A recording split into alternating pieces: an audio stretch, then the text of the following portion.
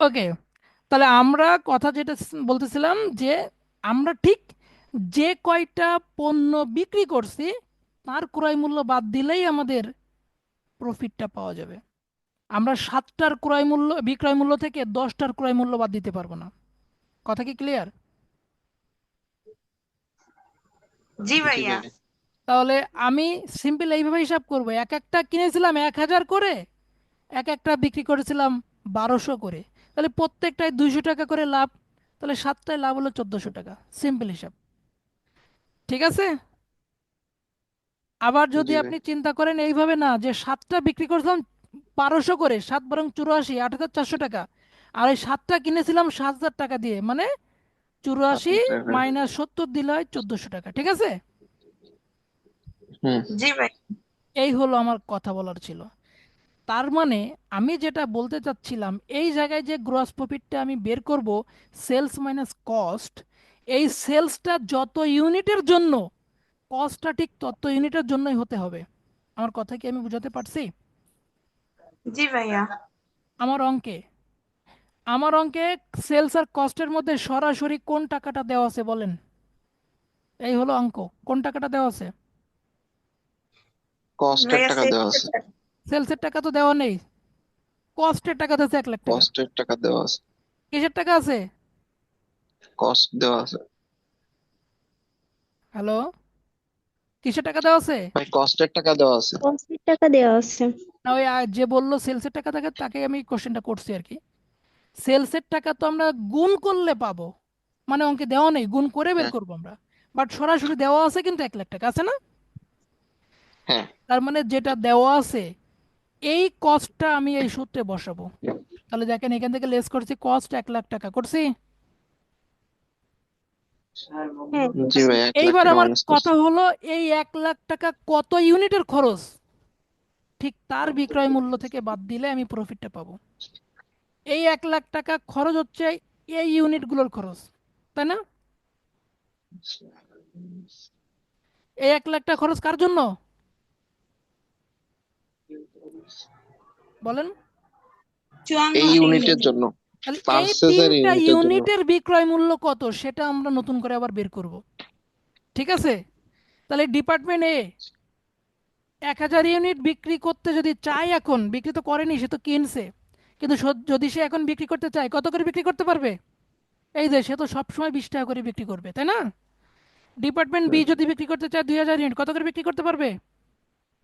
বাইশ 22 টাকা টাকা পঞ্চাশ 50 পয়সা করে। পয়সা। ডিপার্টমেন্ট সি বিক্রি করতে চাইলে 25 টাকা করে। 25 টাকা। অর্থাৎ ক্লিয়ার বিষয়টা? তার মানে আমার যে টাকার মানটা দেওয়া থাকবে সেটা ক্রয় মূল্য হতে পারে, বিক্রয় মূল্য হতে পারে। এখন তো আছে ক্রয় মূল্য, তাহলে ক্রয় মূল্য যত ইউনিটের জন্য তার বিক্রয় মূল্য কত আমি এটা বের করব। তাই দেখো ওয়ার্কিং টুতে আমি সেটা বের করছি। এই যে 1,000 গুণ 20 টাকা 20,000, 2,000 গুণ 22 টাকা 50 পয়সা 45,000, আর 2,400 গুণ 25 টাকা 60,000 টাকা। এই টোটাল যোগ করলে বিক্রয় হয় কত টাকা? 1,00,000 এক লাখ হ্যাঁ। পঁচিশ হাজার তাহলে এক ভাই লাখ তার পঁচিশ মানে টাকা পার্সেস ইউনিটের যেগুলো সেলস এর ভিত্তিতে এই টাকাগুলো পাচ্ছি, ওই আম- সেলস ইউনিটের আমি ভিত্তিতে। এটা পাচ্ছি, কিন্তু বেসিক কথা কিন্তু এটা বলি নাই। বেসিক কথা বলছি, আমার সেলস থেকে কস্ট মাইনাস করলে গ্রস প্রফিট পাবো। হ্যাঁ। এই সেলস আর কস্টের মধ্যে যে কোনো একটা মান আমার অঙ্কে দেওয়া থাকবে, সেটা সেলসের মানও দেওয়া থাকতে পারে, কস্টের মানও দেওয়া থাকতে পারে। কষ্ট। যার মান জি ভাই। থাকবে, যদি সেলসের মান থাকতো মনে করো এখানে সরাসরি, তাহলে ওই হুম। সেলস যতগুলো ইউনিটের জন্য আছে তার ক্রয় মূল্য বাদ দিতাম আমি। কথা কি ক্লিয়ার? ও আচ্ছা। ঠিক আছে, আমি আর একটা অঙ্ক একটু দেখাই, নিচেই দেখাই তাহলে বুঝতে পারবা, যেহেতু এটা জি সামনে ভাই, আসছে। আরেকটু একটু দেখান। হ্যাঁ, এটা হোমওয়ার্ক দিব, তো এটা এখনই আমি দেখাই, মানে দেখাই বলতে ওই তথ্যটা দিয়ে দিচ্ছি। দেখো এই অঙ্কটা, এই 4 নম্বর, এটা কিন্তু হোমওয়ার্ক থাকবে, হ্যাঁ? চাইলে এখনই স্ক্রিনশট দিয়ে নিতে পারো, এটা হোমওয়ার্ক থাকবে। এইখানে দেখো ওই একই জিনিস দেওয়া আছে, এই সেলস দেওয়া আছে 1,26,000 টাকা, আর তাদের ইউনিটগুলো আছে, আছে না? হ্যাঁ। আর কস্ট, কস্ট কি অঙ্কের মধ্যে আছে কোথাও? দেখো তো, অঙ্ক তো এইটুকুই, অঙ্ক কিন্তু এইটুক। সেলস আর কস্টের না। না মধ্যে দে। সেলস আছে না কস্ট আছে? সেলস আছে। তাহলে এই যে সেলস, এইটা আমি সরাসরি লিখবো 1,26,000 লিখবো, এই যে সূত্র লিখছে না, এখানে সেলস লিখবো 1,26,000। এবার এখান থেকে লেস করব কস্ট, তাহলে কস্ট নাই, তার মানে 1,26,000 কত ইউনিটের বিক্রয় মূল্য? এই ইউনিটগুলোর বিক্রয় মূল্য না? হ্যাঁ। হ্যাঁ, এই তাহলে ইউনিট এদের গুলো। ক্রয় মূল্য মাইনাস করতে হবে। এদের ক্রয় মূল্য মাইনাস করতে হবে। কথা কি ক্লিয়ার? জি ভাই। তাহলে ওই এটা যদি বুঝতে পারো ভালো হয়। তো যেহেতু আমরা এই জায়গাটায় আছি, এখানে ক্লিয়ার শেষ করি। তাহলে আমরা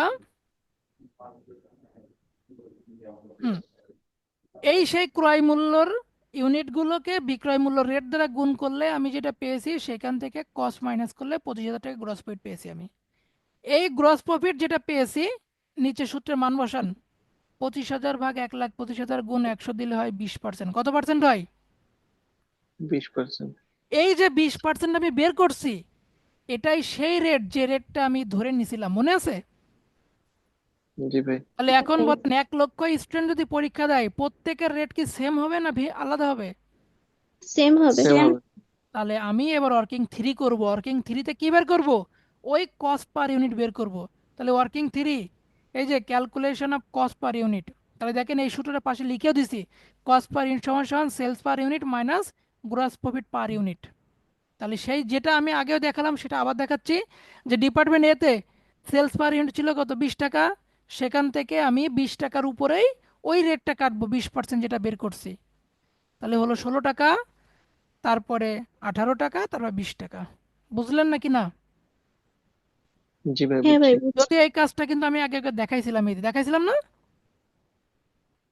হ্যাঁ। হ্যাঁ ভাই দেখাচ্ছিলেন। ভাই, এখানে তো ধরে নেওয়া হলো যে প্রত্যেকটা ইউনিটের ক্রয় মূল্য সেম, এরকম হলো না? বুঝি নাই। মানে ওই যে 1,00,000 টাকা তো হচ্ছে সব 3 ডিপার্টমেন্টের একসাথে ক্রয় মূল্য, আর 1,25,000 হচ্ছে 3 ডিপার্টমেন্টের একসাথে বিক্রয় মূল্য। এখান থেকে যে পার্সেন্টটা বাদ দিলেন, মানে ওই একই পার্সেন্টে ওদের লাভ হইছে, তাই তো? হ্যাঁ, হ্যাঁ, হ্যাঁ। এটা ধরে নেওয়া হলো না? ধরে নেইনি, অঙ্কে তথ্য আছে, সেটা বের করে নিছি, আমরা ধরে নেইনি। কথা বুঝছেন? ধরে নেওয়া মানে মনে করা, সেটা সত্য হতে পারে, নাও হতে পারে। হ্যাঁ, ওইটাই আছে, মানে সিস্টেমটা এরকমই হবে যে যার যার ক্রয় মূল্য থেকে ওই একই পার্সেন্ট হারে আমি কাটতে হবে, এই তাই তো? সিস্টেম এটা বলি নাই, এরকম কোনো সিস্টেম বলি নাই। আমি সিস্টেম বলেছি, এখানে সেলস থেকে কস্ট মাইনাস করলে গ্রস প্রফিট পাবো, এটা হলো সিস্টেম। তাহলে সেলস আর কস্টের মধ্যে যে কোনো একটা টাকা অঙ্কে দেওয়া থাকবে, সেটা দেওয়া সেলসের থাকবে। টাকাও দেওয়া থাকতে পারে, কস্টের টাকাও দেওয়া থাকতে পারে। তাহলে যার টাকা থাকবে হুম। তত ইউনিটের আর একটা লাগবে, মানে এখানে কস্টের টাকা আছে, তাহলে ওই 24 ইউনিটের বিক্রয় মূল্য লাগবে আমার। ঠিক আছে? জি ভাই।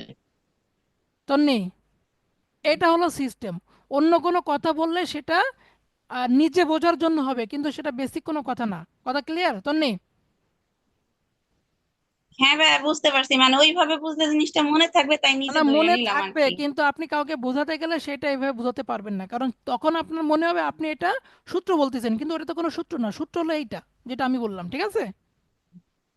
হ্যাঁ ভাই, তা বুঝতে পারছি। ওকে, এবার আমি আসি। এবার দেখেন, সংক্ষিপ্ত কথা, 5 মিনিটের কাজ শেষ। কি বলেছিলাম? ওপেনিং এর ইউনিট আছে, টাকা বের করতে গেলে কি লাগবে? Cost per unit. Cost per unit দিয়ে গুণ করতে হবে। ক্লোজিং এর ইউনিট ছিল, কস্ট পার ইউনিট গুণ করলে টাকা পাবো। পার্চেজের ইউনিট ছিল, কস্ট পার ইউনিট গুণ করলে টাকা পাবো। তাহলে ইজিলি আমি এখন বের করতে পারি। তাহলে ওয়ার্কিং ফোরে বের করবো পার্চেজের টাকা। কিসের টাকা? Calculation of purchase price. Percentage. দেখেন, পার্চেজের ইউনিট গুণ ওই যে 16 টাকা, ডিপার্টমেন্ট এতে 16 টাকা বের করছিলাম। ডিপার্টমেন্ট হ্যাঁ। বি তে 2,000 গুণ 18 টাকা, ডিপার্টমেন্ট সি তে 2,400 গুণ 20 টাকা। পার্চেজ পেয়ে গেলাম নাকি? হ্যাঁ। জি ভাই। আবার এবার আমি লিখবো কি, ক্যালকুলেশন অফ ওপেনিং ইনভেন্টরি। তাহলে ওপেনিং এর ইউনিট গুণ 16 টাকা। ঠিক আছে? ডিপার্টমেন্ট বি তে হ্যাঁ। ওপেনিং এর ইউনিট গুণ 18 টাকা, ডিপার্টমেন্ট সি তে 152, মানে ক্লোজিং এর ইউনিট, ওপেনিং এর ইউনিট গুণ 20 টাকা। হয়ে গেল? জি ভাই। আর 6 নাম্বার তো আগেই বুঝাইছিলাম। 6 নাম্বার কি বুঝাইছিলাম? ওই যে ক্লোজিং এর ইউনিট আমরা বের করে নিয়েছি সেইটা, তাই তো? হ্যাঁ। হ্যাঁ, অঙ্ক করতেছি। এখন এই ক্লোজিং এর ইউনিট যেটা বের করলাম, তাদেরকে আবার তাদের রেট দ্বারা গুণ করলে কি পাবো? টাকা পাবো। ঠিক আছে? হুম। জি ভাইয়া। এখন আমি কি করবো? এই মানগুলো বসাবো। তার মানে ওপেনিং এর মান যেটা বের করলাম, সেটা আমি এই বসাচ্ছি। তারপরে বি তে বসালাম, তারপরে সি তে বসালাম, সি তেও বসালাম, আবার এদিকেও বসালাম। মানে ওদের যে মানটা সেটা আমি বসিয়ে দিলাম। ঠিক আছে? যেটা আমরা বের করে আসছি। এবার যোগ বিয়োগ ওয়ার্কিং থেকে নিয়ে ছকে বসাই দিচ্ছি, তাই রাইট, তো? ওয়ার্কিং থেকে বসায় ছকে বসায় দেবো। এবার আমি কি করব, যোগ বিয়োগ করে সে গ্রস পেড বের করব। তাহলে ডান দিকগুলো সব যোগ করবো, ভাই দেখেন সি ডান এর টাকা বসায় নিয়ে ডেবিটের সি। ও সি এর টাকা ধরি নাই, তাই টাকা বসাইছি, টাকা এখানে বসানো আছে, কিন্তু ওই আমি হোয়াইট কালার করে দিছিলাম তো। দেখেন, তাহলে কি থাকলো, এ বি সি ডান দিকের গুলো যোগ করব, যোগ করলে কত, 22,000, 46,000, 80 আর 63,520। এইটাই আমি বাম দিকে নিয়ে আসব।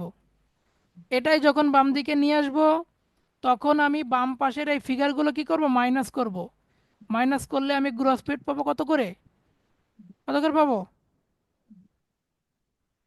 এই হলো তিনজনের গ্রস প্রফিট। 4,080, 8,640 আর 12,480।